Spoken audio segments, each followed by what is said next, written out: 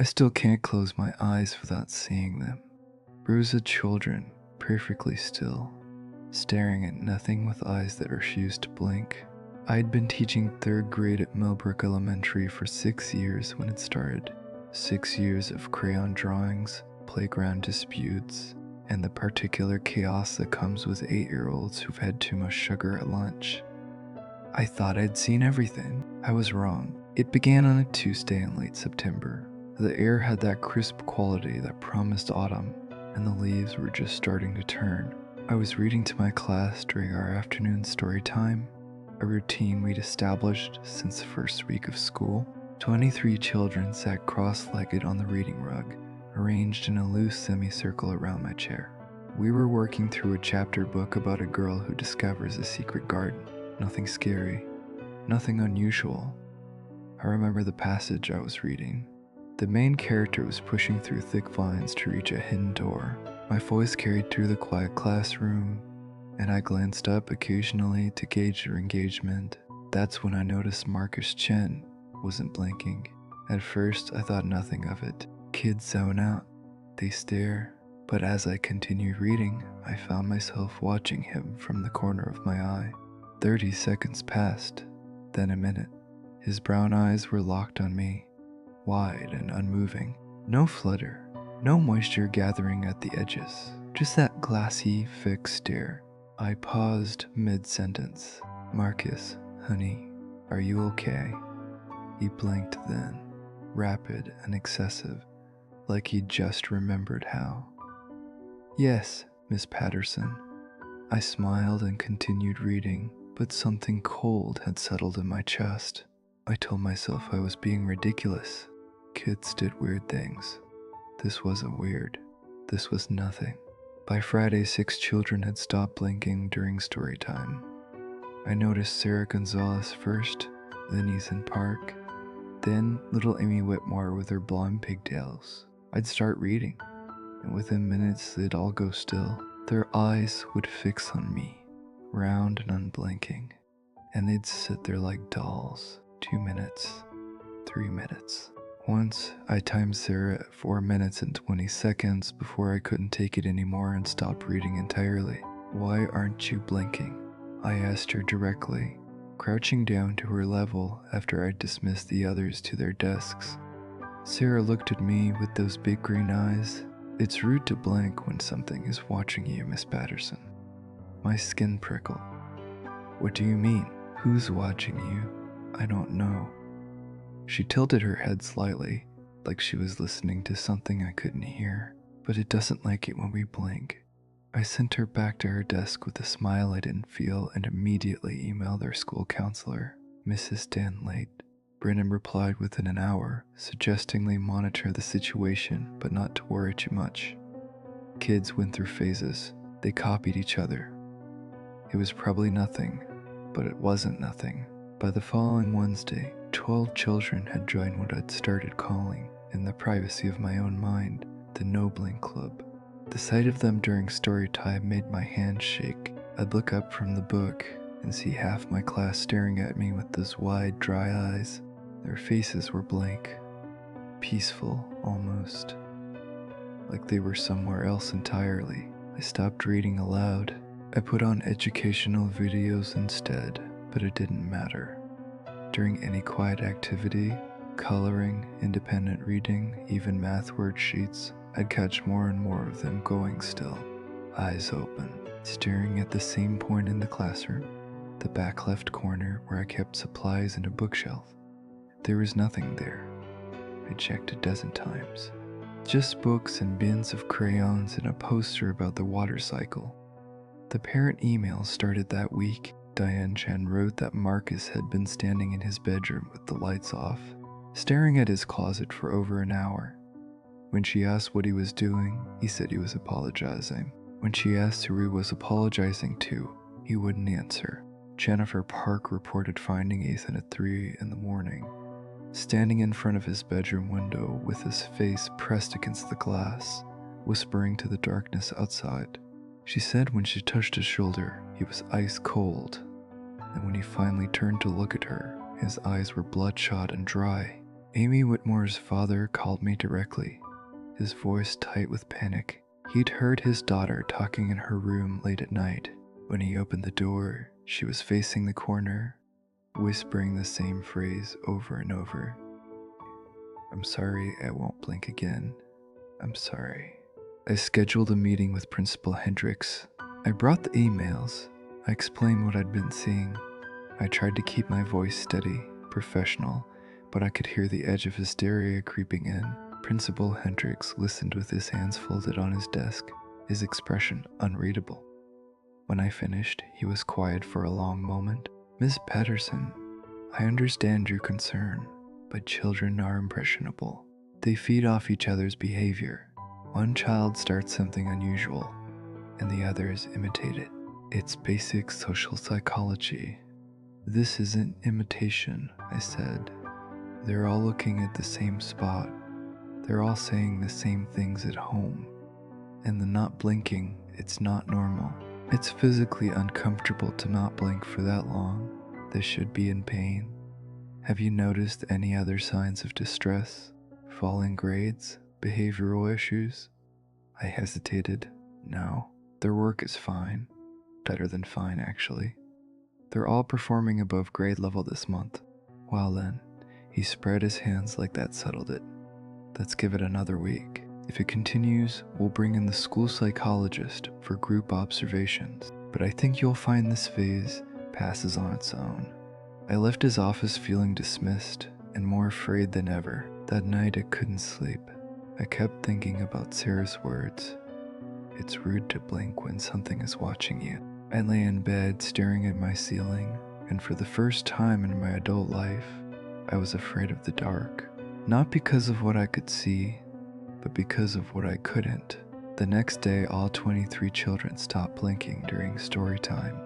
I stood at the front of the classroom with a book in my shaking hands, looking at a sea of wide, unmoving eyes. Not a single blink, not a single shift in position. They sat there like photographs of children, perfectly frozen, perfectly still. I closed the book. "Okay, that's enough. Everyone stand up." No one moved. I said, "Stand up. Now." Slowly, mechanically, they rose to their feet, still staring, still not blinking. I could see the light reflecting off the surface of their eyes, glassy and wet, but refusing to close. "Why are you doing this?" My voice cracked. "Who taught you to do this?" 23 mouths opened in unison. 23 small voices spoke as one. "No one taught us, Miss Patterson. We learned by watching." The room tilted.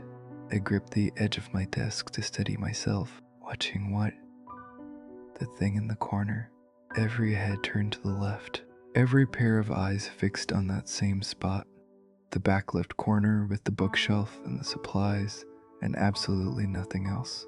"There's nothing there," I whispered. "Not yet," they said together, "but there will be.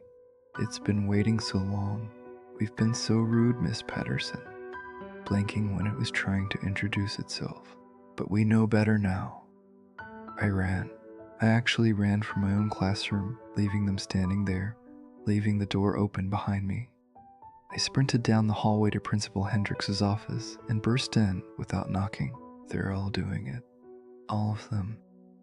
And they're talking in unison.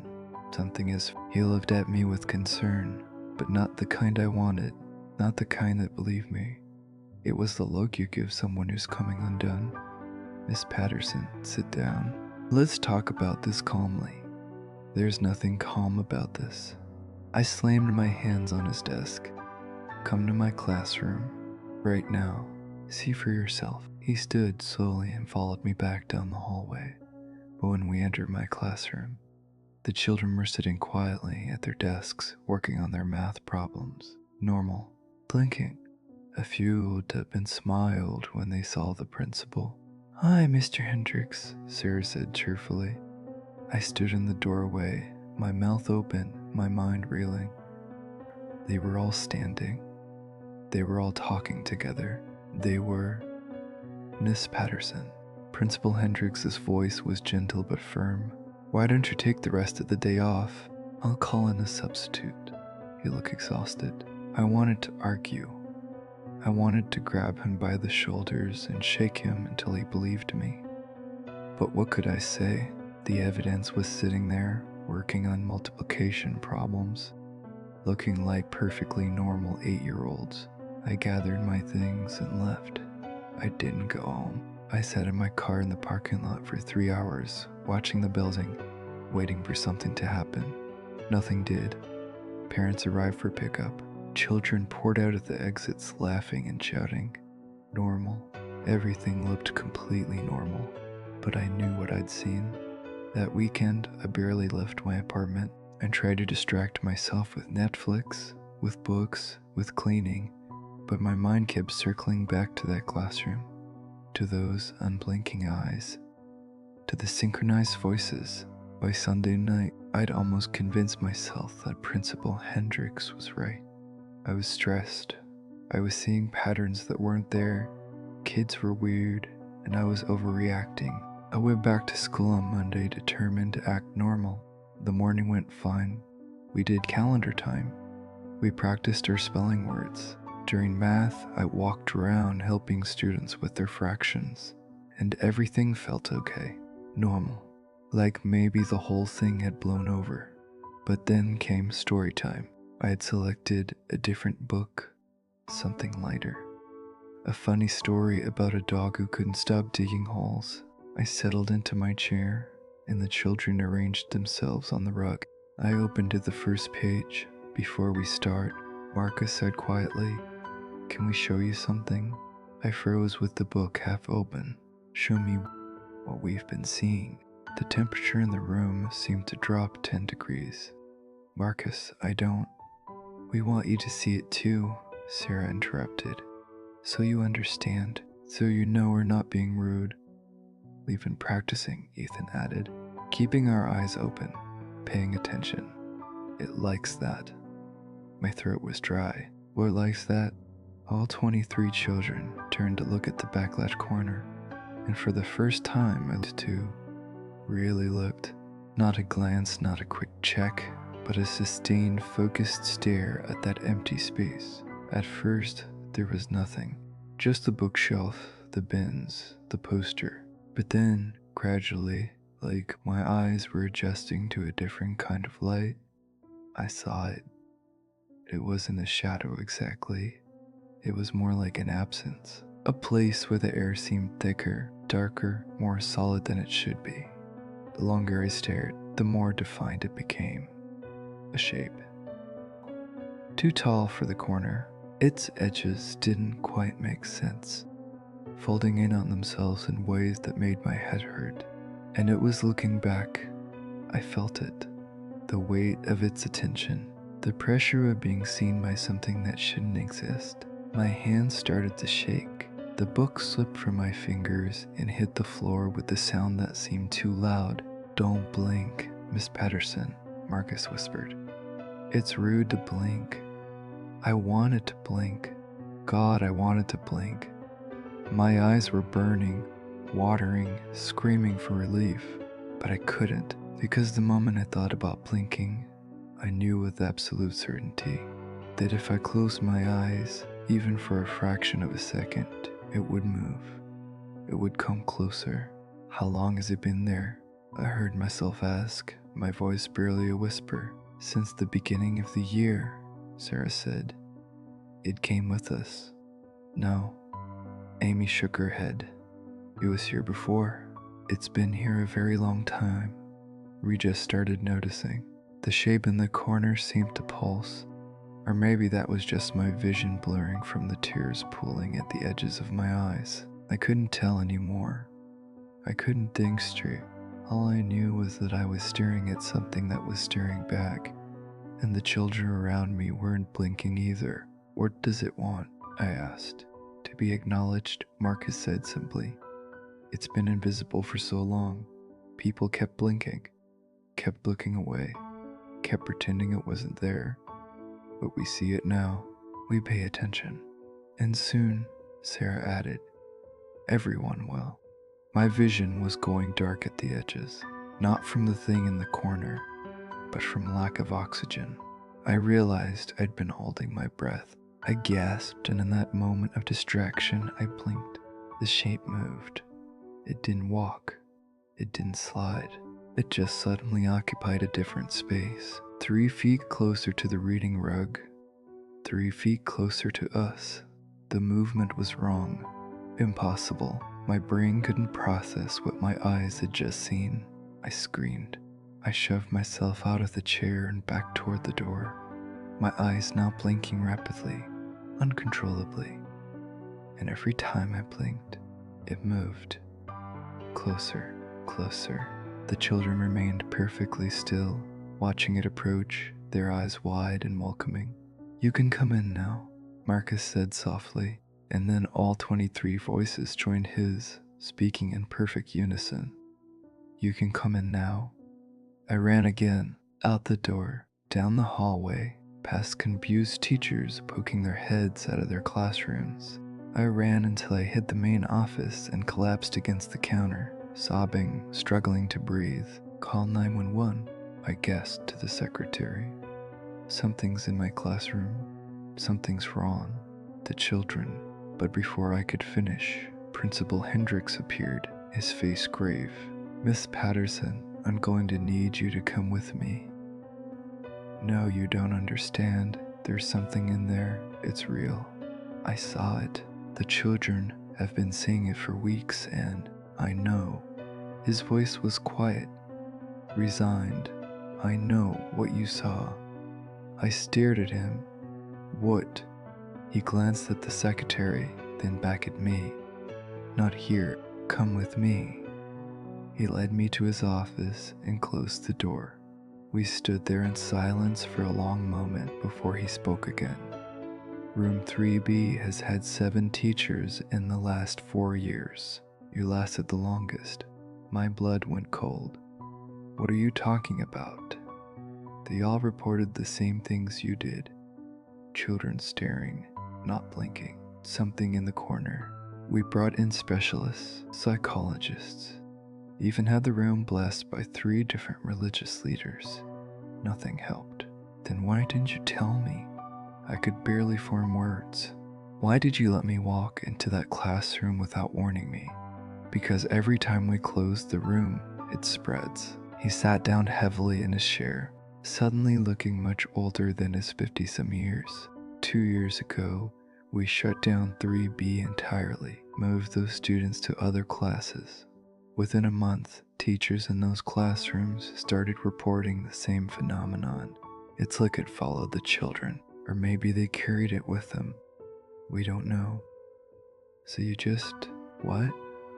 Let it happen. We contain it. He rubbed his face with both hands. As long as it stays in one classroom with one group of students, it doesn't spread.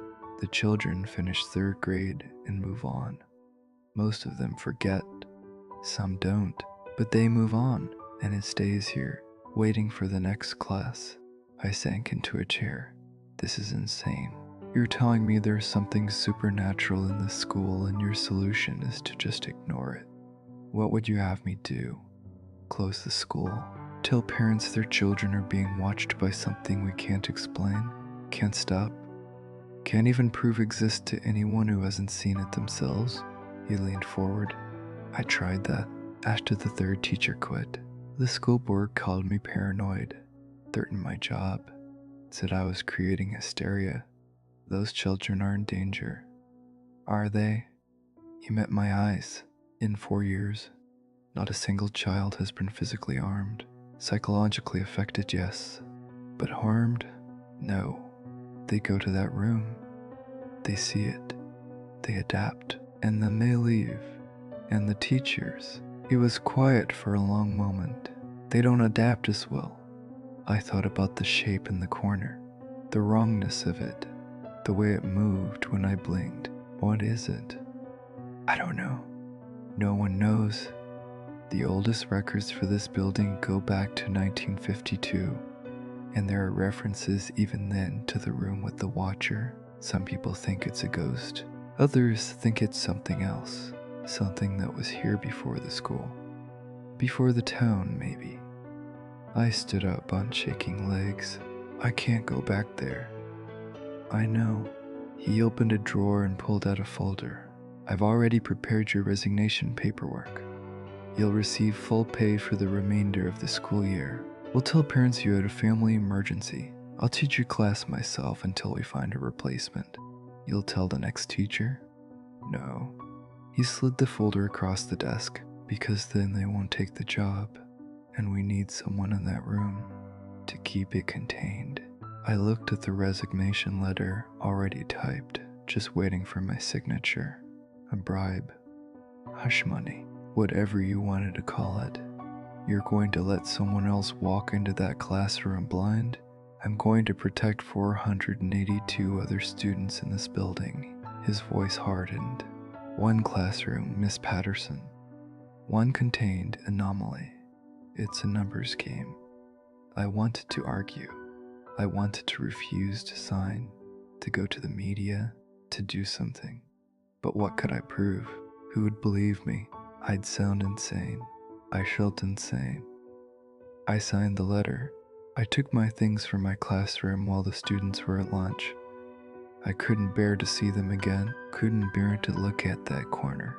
The room felt different in the daylight, empty of children, almost normal. But I could still feel it. The weight of being watched, the pressure of something's attention on the back of my neck. I grabbed my personal belongings and walked out without looking back. That was 11 months ago. I haven't taught since. I got a job doing data entry from home, something mindless that doesn't require me to be in a room full of people. I see a therapist twice a week. She thinks I had a nervous breakdown.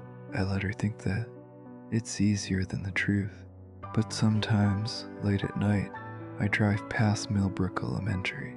I park across the street and look at the dark windows, and I wonder about the new teacher in room 3B. I wonder if the children have stopped blinking yet. I wonder if she's noticed. Last week, I saw a woman I didn't recognize walking through her car after school. Young, enthusiastic looking, carrying a bag full of books and supplies. I watched her drive away, and I almost called out. Almost warned her. But what would I say? How would I explain? She'd think I was crazy, just like everyone else would. 3 days ago, I got a message on Facebook from a name I didn't recognize. Jennifer Park, Ethan's mother. The message was short. I know you saw it too. You know what happened. Ethan still doesn't blink right. He stands at his window at night watching something I can't see. If you want to talk, I'm here. You're not alone in this. I haven't responded yet. I don't know if I will. Part of me wants to pretend none of it happened, that I imagined the whole thing, that I really did have a breakdown and the school was kind enough to let me go quietly. But then I remember 23 small voices speaking as one. I remember the shape in the corner, the way it moved when I blinked. I remember the weight of its attention, like being crushed under something invisible. And I remember the last thing I saw as I left my classroom that final day. I'd grabbed my bag and was halfway out the door when I glanced back, just once. The children were filing back in from lunch, chattering and laughing, doing normal kid things. They saw me standing there and waved, all except Marcus. Marcus stood very still in the doorway, his eyes fixed on the back left corner, and as I watched, he raised his hand in a small, tentative wave. Not to me, to the empty space in the corner. And something in that empty space waved back. I saw it, just for a second, just long enough. A gesture that didn't match any human anatomy. Fingers that bent in too many directions. A movement that existed in my peripheral vision but vanished when I tried to look directly at it. Marcus smiled and walked to his desk, and I ran. I still can't close my eyes without seeing them. 23 children who learned to stop blinking. Who learned to acknowledge something the rest of us tried desperately to ignore. And the worst part, the part that keeps me awake at night, is the question I can't answer. What happens when those children grow up? When they leave Millbrook Elementary and scatter across the country, across the world? Do they take it with them? Does it follow? Or has it already spread? I've started noticing things, small things. A man on the subway who hasn't blinked in 3 minutes, staring at the corner of the car. A woman in the grocery store, frozen in the produce section, her eyes fixed on something above the lettuce. Children at the park, all facing the same direction, all perfectly still. Maybe I'm being paranoid. Maybe my mind is playing tricks on me. But yesterday, I was sitting in a coffee shop trying to pretend everything was normal, and I felt it, the weight of being watched. I looked up slowly, scanning the room. Other customers, baristas, normal people doing normal things. And then I saw her. A little girl, maybe 7 or 8, sitting at a table with her mother. She was facing my direction, her eyes wide and unblinking, fixed on something just over my left shoulder. I turned to look. Just a wall. Just a corner where 2 walls met. Nothing there. I turned back, and the little girl was smiling at me. She leaned over to her mother and whispered something I couldn't hear. Her mother laughed and ruffled her hair, but the little girl kept watching, kept staring at that corner, kept not blinking, and then, very slowly, she raised her hand and waved, not at something behind me. I left without finishing my coffee. I went straight home and locked the door, and I haven't gone out since, because now I understand something that I didn't before, something the children in room 3B knew instinctively. It doesn't live in the school. The school isn't special. The room isn't haunted. It's everywhere. It's always been everywhere. We just spend our whole lives blinking, looking away, refusing to see. But those children, they learn to look. They learn to pay attention. They learn to acknowledge what's been standing in the corners of our world since the beginning. And now it knows that we know. I'm writing this because I need someone to understand. I need someone to believe me. Jennifer Park believes me. Maybe others do too. The teachers who came before me. The teachers who will come after. But here's what I realized in the 11 months since I left that classroom. I still blink. I can't help it. It's a reflex, a biological necessity.